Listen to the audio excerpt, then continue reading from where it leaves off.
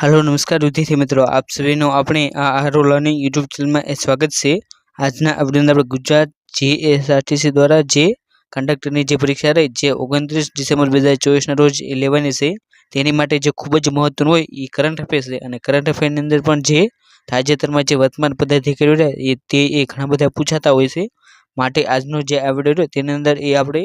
ગુજરાતના જે વર્તમાન પદાધિકારીઓ જે 2024 માં એ જેમને નિમણૂક કરવામાં આવી છે તેમનું એ માહિતી જોઈશું જે તમને આવનારી જે પરીક્ષા રહે તેની માટે એ ખૂબ જ ઉપયોગી બનશે માટે તમે આ વિડિયો તેને એ છેલ્લે સુધી જોવાનો આગ્રહ રાખજો અને જો તમને આ વિડિયો ગમે તો આ વિડિયોને એ શેર કરવાનું એ ભૂલતા નહીં। હવે આપણે વિડિયોની શરૂઆત કરીએ તેમાં એ સૌથી પહેલા પદાધિકારી એ ગુજરાત રાજ્યના એ રાજ્યપાલ આવે છે અને આપણે જે પણ પદાધિકારી જોઈશું તેની સાથે સાથે એ તમને તેમનો ફોટો પણ એ આપવામાં આવશે જેથી તમને એ સહેલાઈથી યાદ રાખી શકે। તેની અંદર એ આપણે ગુજરાત રાજ્યના એ રાજ્યપાલ એ આચાર્ય દેવવ્રત છે અને ત્યારબાદ એ ગુજરાત રાજ્યના જે મુખ્યમંત્રી રહ્યા એ ભૂપેન્દ્રભાઈ પટેલ છે અને જે આ ભૂપેન્દ્રભાઈ પટેલ એમના તાજેતરમાં એ 2 વર્ષ થયા હોવાથી એ તેમનું નામ રહ્યું એ ખૂબ જ એમપી બની જાય છે અને ત્યારબાદ એ જે ગુજરાત રાજ્ય રહ્યું તેના એ મુખ્ય હાઈકોર્ટના એ મુખ્ય ન્યાયાધીશ રહ્યા એ સુનીતાબેન અગ્રવાલ છે અને જે આ સુનીતાબેન અગ્રવાલ એ ગુજરાત હાઈકોર્ટના એ મુખ્ય ન્યાયાધીશ બનનાર એ બીજી મહિલા છે અને જે પહેલી મહિલા રહી એ સોનિયાબેન એ ગોકાણી હતા અને ત્યારબાદના એ પદાધિકારી એ જે વિધાનસભા રહી તેની અંદર એ હાલમાં 15મી વિધાનસભા એ ગુજરાતમાં ચાલી રહી છે અને તેની અંદર એ વિધાનસભાના અધ્યક્ષ એ શંકરભાઈ ચૌધરી છે જ્યારે વિધાનસભાના એ ઉપાધ્યક્ષ એ જેઠાભાઈ ભરવાડ છે અને ત્યારબાદ એ બીજા પદાધિકારીની વાત કરીએ તેની અંદર એ ગુજરાત રાજ્યના એ મુખ્ય સચિવ એ રાજકુમાર છે જ્યારે જે મુખ્યમંત્રી હોય તેમના એ મુખ્ય સલાહકાર એ હસમુખભાઈ અઢિયા એ તેમના સીએમ એટલે જે ભૂપેન્દ્રભાઈ પટેલ તેમના એ મુખ્ય સલાહકાર છે અને ત્યારબાદના એ પદાધિકારી તેની અંદર એ ગુજરાત રાજ્યના એ એડવોકેટ જનરલ એ કમલ ત્રિવેદી છે અને તેનો ફોટો પણ અહીં તમે જોઈ શકો છો અને ત્યારબાદ એ ગુજરાત રાજ્યના જે પોલીસ મહાનિર્દેશક જેને ડીજીપી તરીકે ઓળખવામાં આવશે તે એ હાલમાં ડીજીપી એ વિકાસ સહાય છે અને ત્યારબાદ એ બીજા પદાધિકારી તેની અંદર એ જે દરેક કેન્દ્રમાં જેમ મુખ્ય સતર્કતા આયોગ હોય તેમ એ દરેક રાજ્યમાં એ મુખ્ય સતર્કતા આયોગની રચના કરવામાં આવશે તેની અંદર જે ગુજરાતનું જે મુખ્ય વિજિલન્સ કમિશનર તેની અંદર એ મુખ્ય સતર્કતા કમિશનર એ સંગીતાબેન સિંહ છે અને તેનો ફોટો પણ અહીં તમે જોઈ શકો છો। ત્યારબાદ એ ગુજરાત રાજ્યનું જે મુખ્ય માહિતી આયોગ રહ્યું તેની અંદર એ મુખ્ય માહિતી કમિશનર એ સુભાષચંદ્ર સોની છે અને જેમની નિમણૂક રહી એ તાજેતરમાં એ કરી હોવાથી તે પરીક્ષાની દ્રષ્ટિએ એ ખૂબ જ એમપી બની જાય છે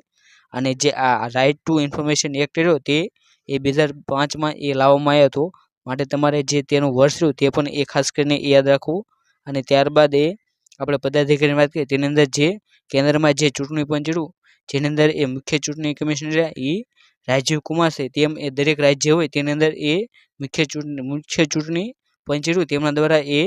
મુખ્ય ચૂંટણી અધિકારીની એ નિમણૂક કરવામાં આવતી હોય છે અને જે ગુજરાત રાજ્ય રહ્યું તેની અંદર એ મુખ્ય ચૂંટણી અધિકારી રહ્યા એ હરિત શુક્લા છે અને તેનો ફોટો પણ અહીં તમે જોઈ શકો છો। ત્યારબાદ એ જે દરેક રાજ્ય રહ્યું તેને એ પંચાયતી રાજ અંતર્ગત એ પોતાનું જે મુખ્ય ચૂંટણી પંચ રહ્યું એ બનાવવાની એ સત્તા આપવામાં આવી છે અને તેવી જ રીતે એ જે ગુજરાત રાજ્ય રહ્યું તેનું એ ચૂંટણી પંચ રહ્યું તેની અંદર એ મુખ્ય ચૂંટણી કમિશનર એ એસ મુરલીકૃષ્ણા છે અને જે આ રાજ્યનું જે મુખ્ય ચૂંટણી પંચ હોય તેનું કાર્ય રહ્યું એ રાજ્યની અંદર જે સ્થાનિક સ્વરાજ્યની જે ચૂંટણીઓ થાય તે એ જે રાજ્ય ચૂંટણી પંચ હોય તેના દ્વારા એ કરવામાં આવતી હોય છે જ્યારે કેન્દ્રનું જે ચૂંટણી પંચ હોય તે એ રાષ્ટ્રપતિ ઉપરાષ્ટ્રપતિ વિધાનસભા લોકસભા અને રાજ્યસભાની જે ચૂંટણી હોય એ કેન્દ્રીય ચૂંટણી પંચ કરે છે જ્યારે સ્થાનિક સ્વરાજ્યની જે ચૂંટણી હોય એ રાજ્યનું જે ચૂંટણી પંચ હોય તેના દ્વારા એ કરવામાં આવશે માટે તમારે આ બંને જે અધિકારી તેમના નામ એ ખાસ કરીને યાદ રાખવા અને ત્યારબાદનો એ પદાધિકારી એ જે જીપીએસસી સંસ્થા જે બંધારણીય સંસ્થા છે અને હાલમાં જે GPS Gujarat public service commission તેના એ ચેરમેન તરીકે એ હસમુખ પટેલ તેમની એ નિમણૂક કરવામાં આવી છે અને ત્યારબાદ એ Gujarat state human rights commission તેના એ અધ્યક્ષ એ કૌશલ જયેન્દ્ર એ ઠાકર એ જે ગુજરાત રાજ્યનું જે માનવ અધિકાર આયોગ રહ્યું તેના એ અધ્યક્ષ બનાવવામાં આવ્યા છે અને ત્યારબાદ એ આપણે પદાધિકારીની વાત કરીએ તેની અંદર જે ગુજરાતમાં જે વિવિધ વર્ગોની અંદર જે ભરતી કરે છે તેની અંદર એ જે પંચાયત પસંદગી મંડળ તેના અધ્યક્ષ એ મોના ખંધાર છે જ્યારે ગૌણ સેવા પસંદગી મંડળ તેના અધ્યક્ષ એ તુષાર ધોળકિયા છે જ્યારે પોલીસ ભરતી બોર્ડ જે પોલીસની ભરતી લેતું હોય છે તેના અધ્યક્ષ એ નિર્જા ગોત્રુ એ તેના અધ્યક્ષ છે અને તમે તે ત્રણેયના ફોટા પણ અહીં જોઈ શકો છો, જેથી તમને તે નામ રહ્યા એ સહેલાઈથી યાદ રાખી શકે. કેમ કે આ ત્રણેયની નિમણૂક રહી એ તાજેતરમાં એ થઈ હોવાથી તે પરીક્ષાની દ્રષ્ટિએ એ ખૂબ જ જાણીતી બની જાય છે. અને ત્યારબાદ એ આપણે બીજા પદ્ધતિની વાત કરીએ તેની અંદર એ તાજેતરમાં જે ઘણા વર્ષો બાદ એ ગુજરાતે રહ્યું એ પોતાનું ચોથું રાજ્ય નાણાં પંચ રહ્યું તેની એ રચના કરવામાં આવી છે. અને જે આ ચોથું રાજ્ય નાણાં પંચની રચના કરી તેની અંદર એ ચેરમેન તરીકે એ એમલ વ્યાસની એ નિમણૂક કરવામાં આવી છે. અને ગુજરાત સાહિત્ય અકાદમી રહ્યું જે ગાંધીનગર ખાતે આવેલું છે તેના અધ્યક્ષ એ ભાગેશ ઝા એ તેના અધ્યક્ષ બનાવવામાં આવ્યા છે. અને આની અંદર તમારે જે આ ચોથું રાજ્ય નાણાં પંચના અધ્યક્ષ તેમનું નામ એ તમારે ખાસ કરીને યાદ રાખવું. અને તે પરીક્ષાની દ્રષ્ટિએ એ ખૂબ જ જાણીતી બની જાય છે. અને ત્યારબાદ એ આપણે પદાધિકારીની વાત કરીએ તેની અંદર તાજેતરમાં જે ગુજરાત સરકારે તેમના દ્વારા એ જે કેન્દ્રમાં જે નીતિ આયોગ છે તેના જ મુજબ એ રાજ્યમાં એક ગ્રીડની રચના કરવામાં આવી છે. અને જે આ ગ્રીડ સંસ્થા જે બનાવવામાં આવી તે એ રાજ્યની રહે એ થિંક ટેક છે, જેનું મુખ્ય કાર્ય રહ્યું એ 2047 સુધીમાં એ ગુજરાતની જે ઇકોનોમી રહે તેને એ 5 ટ્રિલિયન સુધી પહોંચાડવાનું એ તેનું મુખ્ય લક્ષ્ય રહેલું છે. અને જે આ ગ્રીડ સંસ્થા બનાવવામાં આવી તેનું પૂરું નામ એ તમને પરીક્ષાની દ્રષ્ટિએ એ પૂછાઈ શકે છે, માટે તેનું પૂરું નામ રહ્યું એ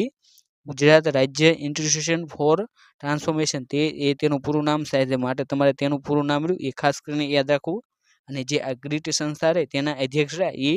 ભૂપેન્દ્રભાઈ પટેલ છે. અને જે હોદ્દાની રૂએ એ મુખ્યમંત્રી હોય એ જે ગ્રીડ સંસ્થા રહે તેના એ અધ્યક્ષ બનશે. અને હાલના જે ગુજરાતના મુખ્યમંત્રી રહ્યા એ ભૂપેન્દ્રભાઈ પટેલ છે, માટે તેના અધ્યક્ષ પણ એ ભૂપેન્દ્રભાઈ પટેલ બને છે. જ્યારે આ ગ્રીડ જે સંસ્થા રહે તેના એ ઉપાધ્યક્ષ રહ્યા એ જે ગુજરાત રાજ્ય હોય તેના એ કેન્દ્રીય જે નાણામંત્રી હોય એ તેના અધ્યક્ષ બનશે. અને હાલમાં એ ગુજરાત રાજ્યના નાણામંત્રી રહ્યા એ કનુભાઈ દેસાઈ છે. જ્યારે આ જે ગ્રીડ સંસ્થા રહે તેની અંદર એ સીઓની નિમણૂક કરવામાં આવશે, જેની નિમણૂક રહે એ મુખ્યમંત્રી દ્વારા એ કરવામાં આવશે. અને હાલમાં જે ગ્રીડ સંસ્થા રહે તેના સીઓ તરીકે એ સપોર્ણા રહે તેમની એ નિમણૂક કરવામાં આવી છે. અને અહીં તમે તેનો ફોટો પણ જોઈ શકો છો. અને જે આ ગ્રીડ સંસ્થા રહે તેની અંદર એ હોદ્દાની રૂએ રહ્યા એ આરોગ્ય મંત્રી, કૃષિ મંત્રી, શિક્ષણ મંત્રી અને ઉદ્યોગ મંત્રી આ જે 4 મંત્રી રહ્યા એ હોદ્દાની રૂએ એ તેના સભ્યો ગણાય છે. અને જે આ ગ્રીડ સંસ્થા દ્વારા જે પણ એ નિર્ણયો લેવામાં આવે તેને યોગ્ય રીતે અમલ કરાવવાનો કાર્ય રહ્યું એ કારોબારી સમિતિ દ્વારા એ કરવામાં આવશે. અને જે આ કારોબારી સમિતિ રહે તેના અધ્યક્ષ એ જે સપોર્ણા બનાવાય છે. અને જે હોદ્દાની રૂએ રહ્યા એ જે ગ્રીડના જે સીઓ હોય તે એ કારોબારી સમિતિના એ અધ્યક્ષ બનશે. અને હાલમાં જે કારોબારી સમિતિ રહે તેના અધ્યક્ષ એ સપોર્ણાને એ બનાવવામાં આવે છે. અને ત્યારબાદ આપણે જે સમિતિની વાત કરીએ જે આ ગ્રીડ તેની એ જે બેઠક રહે એ ગ્રીડની બેઠક રહે એ વર્ષમાં ઓછામાં ઓછી એકવાર મળવી એ ફરજિયાત છે. જ્યારે જે આ કારોબારી સમિતિ રહે તેની બેઠક રહે એ 3 મહિને એ એકવાર મળશે. અને તેની સિવાય જો પણ એમ લાગે કે બેઠક મળે એવી છે તો તે એ બેઠક મળી શકે છે. અને તાજેતરમાં જે આ ગ્રીડ સંસ્થા રહે તેની એ પ્રથમ બેઠક રહે એ ગાંધીનગર ખાતે એ બની હતી, માટે તમારે આ જે ગ્રીડની માહિતી રહે એ તમારે ખાસ કરીને યાદ રાખવી. અને તેને એ તમારે 3 સ્ટાર પણ એ મારી લેવા, કેમ કે જે કોઈ પણ પરીક્ષા આવશે તેની અંદર આનો સવાલ લો એ બેઠો એ પૂછાય છે. અને ત્યારબાદ આપણે જે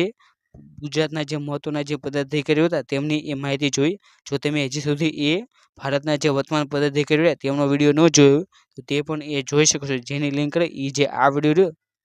તેના ડિસ્ક્રિપ્શન બોક્સમાં મળી જશે, તો ત્યાંથી તમારે તેને એ અવશ્ય જોઈ લેવો. અને અહીં આપણે જે લેક્ચર લીધો તેની એ જો તમારે PDF ડાઉનલોડ કરવી હોય તે PDF રહે એ આપણી જે ટેલિગ્રામ ચેનલ રહે આરુ લર્નિંગ તેની અંદર એ મૂકી દેવામાં આવે છે, તો ત્યાં જઈને એ તમે તેને ડાઉનલોડ કરી શકો છો. અને જો તમને આવા વિડીયો ગમ્યો હોય અને તમે આવા જ વિડીયો જોવા માગતા હોય તો તમે એ આપણે જે આરુ લર્નિંગ જે યુટ્યુબ ચેનલ છે તેને પણ એ સબસ્ક્રાઈબ કરી શકો છો. અને thank you for watching this video. જય હિન્દ, જય ભારત.